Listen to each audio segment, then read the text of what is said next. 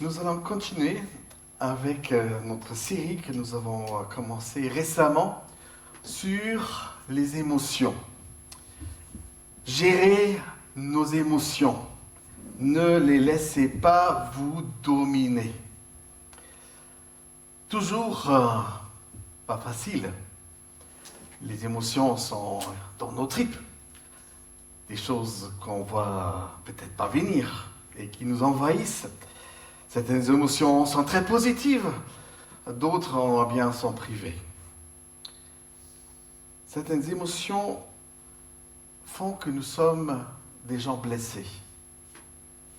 Et le thème d'aujourd'hui, c'est la guérison des émotions blessées. La guérison des émotions blessées. Je vous emmène dans le Nouveau Testament, une rencontre qui s'est faite entre Jésus et une personne malade. Est-ce que quelqu'un de l'Assemblée voudrait faire la lecture?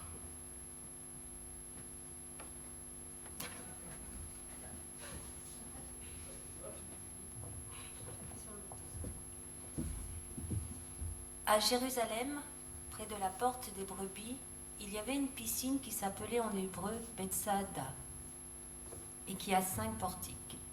Sous ces portiques, un grand nombre de malades étaient couchés, des aveugles, des boiteux, des paralysés. Là se trouvait un homme infirme depuis 38 ans. Jésus le vit couché, et sachant qu'il était malade depuis longtemps, il lui dit « Veux-tu être guéri ?»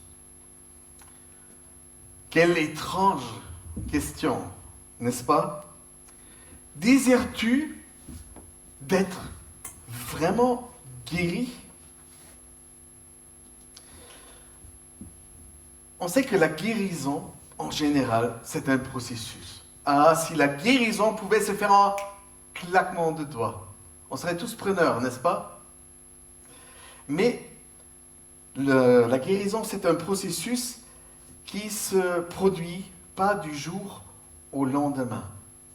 Elle exige un investissement en temps et en obéissance, surtout quand elle est liée au commandement de Dieu en qui se trouve la vie que nous cherchons tous, une vie en abondance.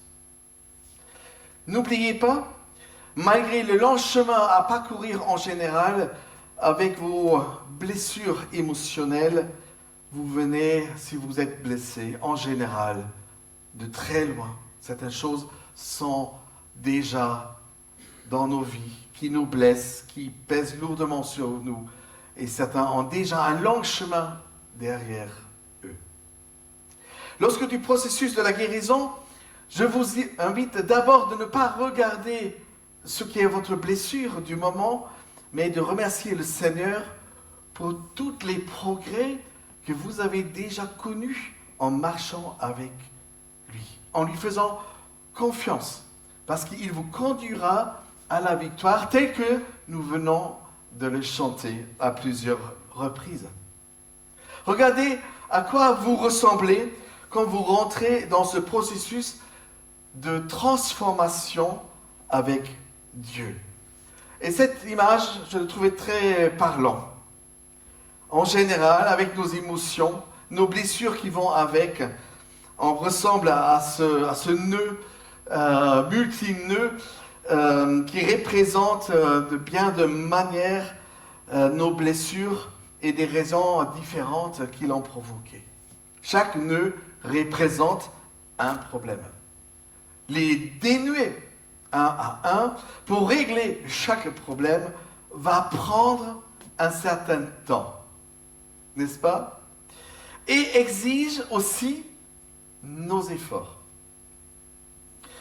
Pour ça, je vous dis, ne vous découragez pas.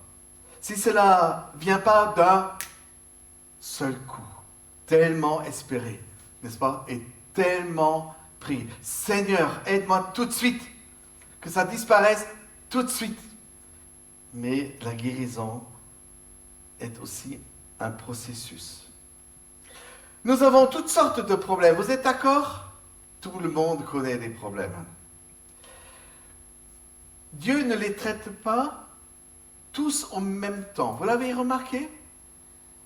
Ah, si ça pouvait être vrai. Je prends un forfait. Tous mes problèmes disparaissent lors d'une prière. Mais Dieu n'agit pas à notre temps, à nous. Et surtout, pour chaque problème, pas toujours de la même manière et façon. Si vous désirez que Dieu guérisse vos émotions et qu'il vous restaure, il vous faut réaliser que la guérison, c'est un processus qui permet à Dieu, petit à petit, d'agir dans votre vie et de traiter vos problèmes en son temps et à sa façon. Et votre part, ma part, consiste à laisser Dieu agir, tel que je l'entends me parler, tel que je lis dans sa parole, coopérer avec lui dans le domaine qu'il voudrait toucher en premier. Peut-être voulez-vous travailler dans un domaine que vous jugez plus brûlant que d'autres, alors que Dieu désire, en commençant avec un autre, qui lui, il juge plus important. Si vous persévérez dans votre façon de voir et de dire à Dieu de ce qu'il doit faire, il ne faut pas s'étonner de voir qu'il y a l'absence d'une onction divine. On ne peut pas forcer la main de Dieu. Florence raconte, il m'a fallu toute une année pour réaliser l'amour de Dieu à mon égard. Je m'en souviens toujours, il m'était indispensable de connaître et d'être rassuré de cet amour de Dieu pour moi. Je pensais continuellement que c'est moi qui dois faire des choses, des bonnes choses pour mériter l'amour de Dieu. J'avais besoin de savoir que Dieu m'aime de façon inconditionnelle et qu'aucune de mes bonnes œuvres ou de mes bons comportements ne peut acheter son amour. Durant ce processus, dit Florence, je me levais tôt et sur le bord de mon lit, je me disais, Dieu m'aime. Comment vous êtes levé ce matin? Qu'est-ce qui vous passe en premier? Les lèvres, vos pensées? Ce matin, je peux vous dire, aïe. C'était la première chose que je dis, aïe. Elle dit, je me suis dit, je vais me lever tous les matins et je vais me dire à moi-même une vérité qui vient de la bouche de Dieu et de sa parole. Dieu m'aime. Ça pouvait être une bonne façon de se lever. Même si j'avais mal agi, je me disais, Dieu m'aime. Et face à l'opposition et à mes nombreux problèmes que j'avais, je me disais et je proclamais toujours à nouveau, mais Dieu m'aime. Et quand Satan a essayé de me voler cette assurance de cet amour, je répétais, Dieu m'aime et Dieu m'aime. Je lisais des livres, disait-elle, traitant de l'amour inconditionnel et infini de Dieu. Et vous savez ce qui s'est passé? Par tout ce processus, mes pensées commençaient à saisir l'amour de Dieu. Voilà, c'est une pensée qui s'est enracinée dans la mienne. Dieu m'aime. Aujourd'hui, je ne doute plus de l'amour que Dieu a pour moi. Dieu va commencer à agir dans un domaine particulier. Et puis, certains parmi nous l'ont déjà expérimenté, il va nous laisser souffler un peu, et puis il va s'attaquer à un autre. Le chantier que nous représentons, et surtout sur le plan émotionnel, peut être très vaste. peut être très vaste. Bien vite, Dieu revient vers moi pour me parler et me toucher sur un autre sujet, une autre blessure éventuelle provoquée par mes émotions. Et on va ainsi jusqu'à ce que tous nos liens soient dénoués.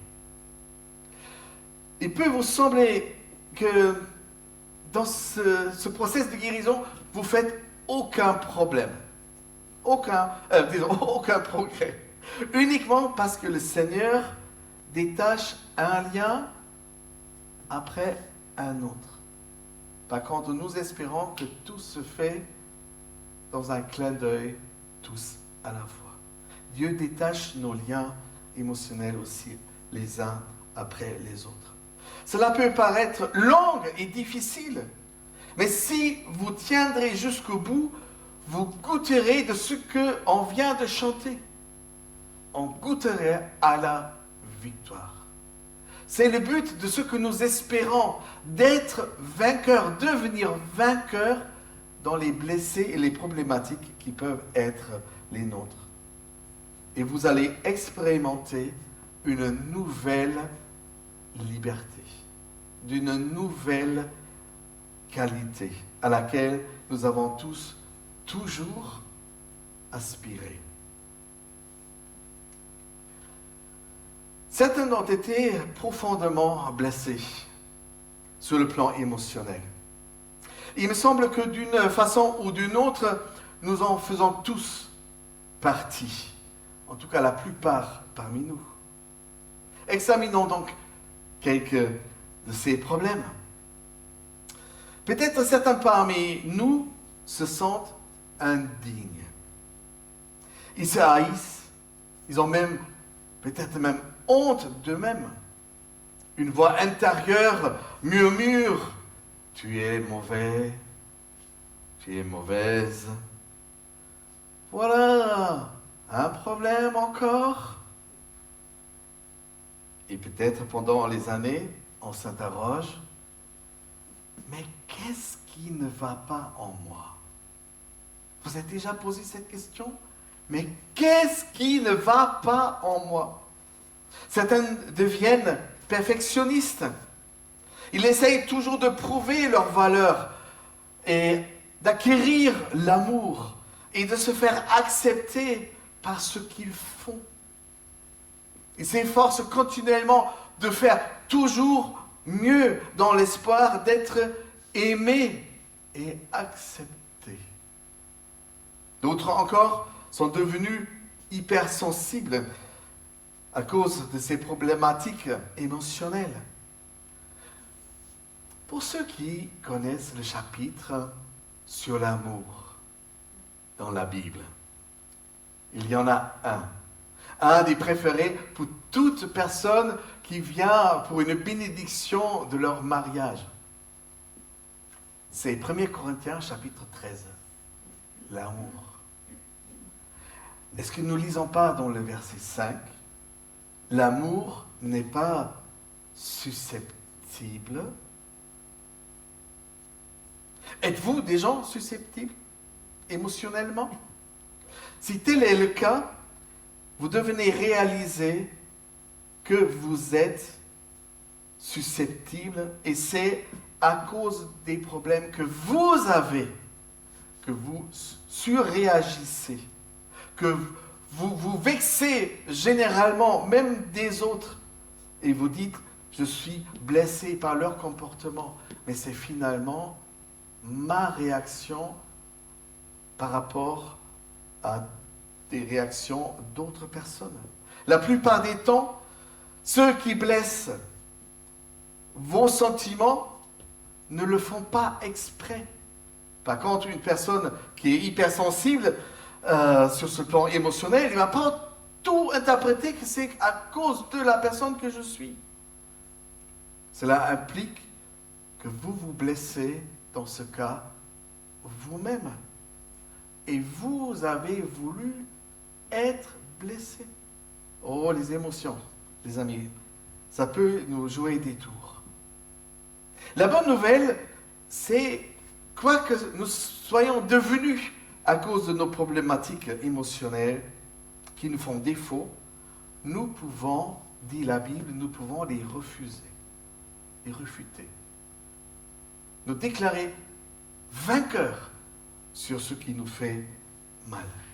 Si tel est le cas, vous devez déposer votre problème entre les mains guérissantes de celui qui est capable de dénouer aussi ces liens qui, sur le plan émotionnel, vous font défaut et vous font souffrir.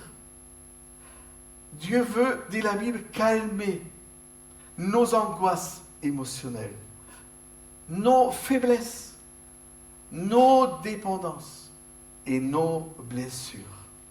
Mais pour cela, il faut désirer d'être guéri. Désires-tu vraiment d'être guéri? Oui, aspirer à être aidé par lui. Jésus dit de lui-même, pour votre guérison aussi, je suis le chemin. Jean chapitre 14. Bien des gens souffrent terriblement et crient à l'aide. C'est une réaction naturelle. Je suis le premier de le faire. Le problème, c'est certaines personnes disent, je suis disposé à recevoir le secours de Dieu. À vrai dire, malgré notre besoin et notre désir d'être aidés, nous n'arrivons jamais à rien tant que nous ne soyons pas prêts à recevoir de la main de Dieu la guérison faite à sa façon. Il est extraordinaire de constater à quel point nous aspirons à être secourus tout en voulant que Dieu agisse à ma façon, que Dieu agisse à notre façon. Est-ce que vous êtes déjà écouté prier? Comme moi, parfois, je m'écoute prier. Seigneur, aide-moi, je vais te faire une proposition comment agir. Voilà comment je voudrais être secouru. Lui, il veut agir, mais à sa façon, à lui. En disant « je suis le chemin », Jésus affirmait qu'il a une certaine façon d'agir. Et que si nous ne nous soumettons pas à ses voies et sa manière, les choses ne vont pas arriver. Par contre, si nous le faisons, nous allons constater une guérison jusqu'à aller vraiment bien. Dans mon ministère, par exemple, je dis aux gens, quand ils me demandent un conseil de pasteur, donc, vous voulez avoir une ordonnance après la visite? Comme j'étais il y a quelques jours chez mon généraliste, bon, rien de grave, renouvellement de mon ordonnance. Donc, il y a aussi une ordonnance peut-être que vous voulez avoir d'un pasteur. Donc, je recommande, imprégnez-vous de ce que Dieu voudrait dire. Ce que Dieu voudrait vous dire dans la situation qui est la vôtre. Imprégnez-vous de la parole de Dieu. Vous devez lire et même étudier cette parole tous les jours, matin, midi et soir, selon vos convenances, sans modération. Dans le cas contraire, il est possible de connaître les voies de Dieu de guérison et recevoir de l'aide de sa part. Je leur demande, vous avez déjà ouvert la Bible pour lire ce que Dieu voudrait vous dire? En général, j'entends, non, pas vraiment. Est-ce que vous allez dans une communauté pour vous laisser encourager et simplement faire un break dans la semaine et d'être béni? Pour vrai dire, monsieur le pasteur, pas toujours. Assistez-vous sur la problématique qui est la vôtre, éventuellement aux conférences qui traitent le sujet. Oh, vous savez, monsieur le pasteur, très rarement. Avez-vous déjà cherché une aide professionnelle d'un psychologue? Ah non, le pasteur. Les psys sont tous malades.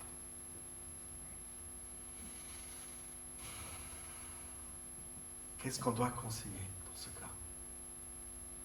La Bible nous dit clairement que si nous apprenons à nous laisser conduire et si nous apprenons à agir conformément à cette ordonnance de la parole de Dieu, Dieu va nous bénir. Et on va le constater dans notre propre pensée, on va le constater dans notre corps. Si nous refusons de le faire, comment espérer dans ce cas de recevoir dont nous aurons besoin?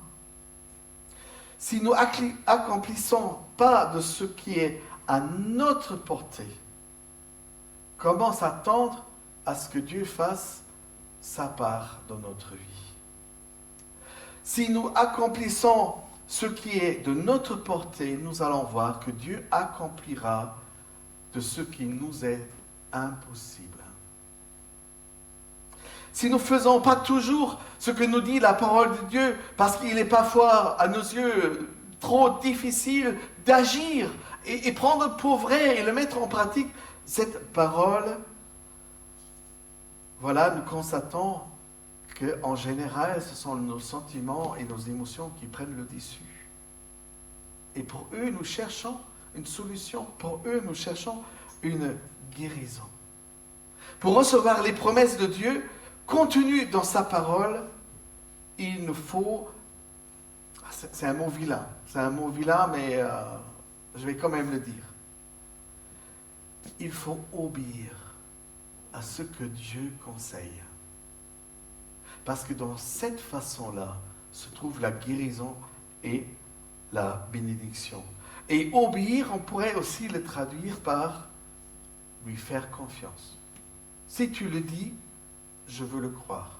Si tu le dis, je veux le faire. Je mets ma confiance en toi.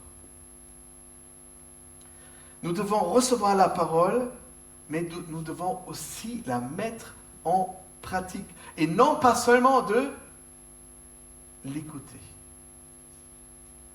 Nous devons participer à des études bibliques, participer à la vie de l'Église, pour entendre cette parole, pour être encouragés de la partager. Et nous devons ensuite mettre cette parole en pratique tous les jours. L'obéissance à la parole de Dieu implique ténacité et assiduité. Est-ce que ça existe dans votre vie? Ténacité, persévérance, je veux y arriver et je me donne avec l'aide de Dieu les moyens pour y arriver. On a chanté, je vous rappelle, tout à l'heure, sur la victoire. Être victorieux, de posséder des armes spirituelles. Mais mettons cela en pratique. Il doit s'agir de notre part, d'un engagement, de notre part d'une consécration à pratiquer et mettre en pratique la parole, quoi que cela nous coûte et quoi que soit l'issue. Une personne me disait, d'accord, mais je mets la parole de Dieu en pratique depuis très longtemps et je ne vois toujours pas l'aboutissement et la victoire dans tel et tel domaine dans ma vie. Qu'est-ce que vous conseillerez à cette personne? Peut-être je suis naïf. Je conseille, alors dans ce cas, continuez. Dans ce cas, vous n'êtes pas encore arrivé au bout de votre chemin ni de votre guérison. Continuez. Jésus dit, je suis le chemin. Personne ne sait exactement à quel moment, dans quel temps et de quelle manière Dieu va agir. La promesse porte sur « je vais te secourir ». Tu vas guérir. Tu vas remporter la victoire à laquelle tu aspires tant. Mais je peux vous assurer que si on reste persévérant, si on n'abandonne ni notre foi, ni notre espérance, ni notre confiance, si nous faisons notre part de ce que nous avons compris, de ce que Dieu nous dit, ou les médecins, Dieu dit, tôt ou tard, toi aussi, ça va porter du bon fruit dans ta vie aussi. Je sais que persévérer n'est pas chose facile, surtout quand rien ne semble changer. Tout à l'heure, on a chanté de nos ennemis, face à nos ennemis, être victorieux face à nos ennemis. Vous avez encore ces paroles dans l'oreille? Notre adversaire le plus important, le plus farouche, il s'appelle Satan, le destructeur, le menteur. Satan essaie de nous éloigner constamment de la parole de Dieu. Vous l'avez déjà remarqué? Vous vous êtes dit, je vais commencer à ouvrir la Bible, le téléphone sonne. Ou je vais prendre un temps dans la prière. Et voilà, il se passe brusquement une liste longue de toutes les choses qui, à vos yeux, ont aussi leurs importances. J'ai dû vraiment apprendre, c'est son truc dans ma vie. C'est comme ça. Qu'est-ce que Satan a réussi à m'éloigner, à vivre des bonnes choses dans la présence de Dieu?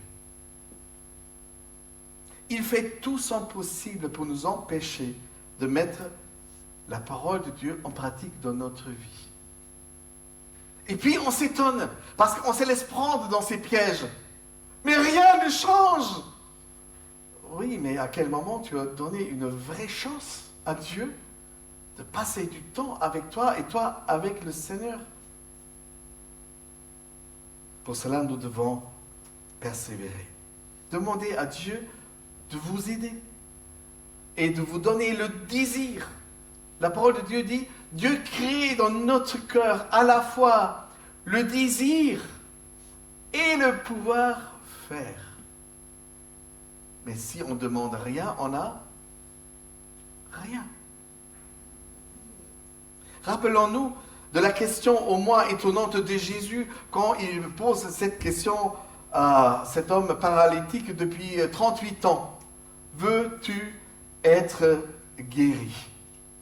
Au moment où vous lisez ces paroles, désires-tu vraiment aller mieux? Les amis, le Seigneur vous pose la même question. Peut-être déjà depuis longtemps. Peut-être ce matin. Savez-vous que certaines personnes ne veulent pas être vraiment aidées? C'est étonnant. Ça peut sembler étonnant. Elles veulent seulement parler de leurs problèmes. Ils veulent être connus pour leurs problèmes. Voulez-vous vraiment aller mieux ou vous contentez seulement de parler de vos problèmes ou les avancer comme excuse pour ne pas faire ce que vous devriez faire, ce que la parole de Dieu encourage de faire, vous demande même de faire? Certaines personnes sont dépendantes et le vivent plutôt bien. Être dépendant de leurs problèmes. Cela devient comme une identité, une vie. C'est leur unique sujet de conversation. Ils ne pensent que à cela et ne comprennent pas que les autres ne sont pas assidus, acharnés sur leurs problèmes comme eux le sont. Par leurs problèmes, ils veulent parfois être même au centre de l'intérêt. En tout cas, pour eux, leurs problèmes sont au centre de leur intérêt. Il veut que vous lui fassiez confiance. Confiance à Dieu. Et dit, je vais faire la part de ce que j'ai compris dans ta parole. Et Je voudrais avancer pas à pas. Et je crois, c'était même quelque chose qu'on vient de chanter tout à l'heure. J'ai l'impression que les chants que tu as choisis, Magali, allaient sans avoir consulté dans la bonne direction. C'est là l'action du Saint-Esprit, ça me plaît. Voulez-vous aller vraiment mieux? Aujourd'hui, Dieu dit à chacun d'entre nous, si tu as confiance en moi pour me remettre ton passé et tes émotions par lesquelles tu es lié, si tu es prêt à ce que je prenne soin de toi, mais il faut me permettre que je prenne soin de toi, même sur ce qui est les blessures des émotions et sur le plan émotionnel, tu vas te trouver dans des bonnes mains, dans les mains guérissantes. Quelles que soient vos circonstances actuelles, quel que soit votre passé, Dieu désire être bon pour vous. Que vous alliez vivre des choses meilleures, autres, et des choses sur lesquelles vous allez guérir. Peu importe ce qui vous est arrivé, peut-être c'est le conjoint qui nous a abandonnés, que vos parents vous ont maltraité et que vos enfants vous ont blessé, et voilà, la liste de nos blessures émotionnelles peut être encore très longue. Si vous continuez sur la voie de la guérison divine, en abandonnant votre excédent de bagages que vous traînez avec vous, qui vous servent aussi pour excuse, parce que vous n'avancez pas dans le domaine, abandonnez cela entre les mains du Seigneur. Et tôt ou tard, vous allez découvrir, à la place de ce qui nous a posé le problème et ce qui nous a fait souffrir, il va s'installer la paix, il va s'installer davantage la joie et la réussite auxquelles nous avons aspiré tellement. C'est Jésus qui se dit le chemin. Il nous montre la voie à suivre. Le Seigneur nous a donné son Saint-Esprit afin qu'il nous guide, il nous communique la voie de la guérison qui mène à une vie que Jésus lui-même a appelée une vie pleine d'abondance, pardonnez-moi. Une vie qui mérite d'être vécue. Jean chapitre 10. Et la Bible nous promet pas une récompense et une victoire instantanée, mais elle nous promet que dans la persévérance et dans la manière dans laquelle nous faisons confiance à lui, nous serons récompensés. Continuez donc d'avancer sur la voie et sur le chemin qui est Jésus. Et il vous amènera à une vie guérie, aussi sur le plan émotionnel. Quoi que soit votre passé, quoi que soit votre présent, Dieu va vous guérir. Amen. Prions.